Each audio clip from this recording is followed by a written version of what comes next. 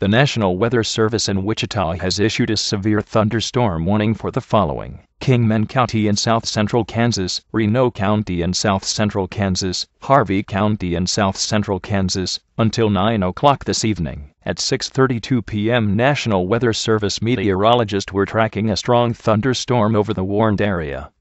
This storm has a history of producing bowling ball-size hail and deadly cloud-to-ground lightning and damaging straight-line winds. This dangerous storm should be at Harvey County by 7:33 p.m.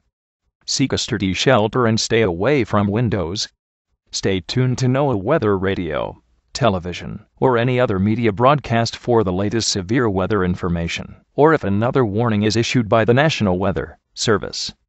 Repeating, a severe thunderstorm warning has been issued for the following counties in Kansas: Kingman, Reno, and Harvey until 8 o'clock p.m.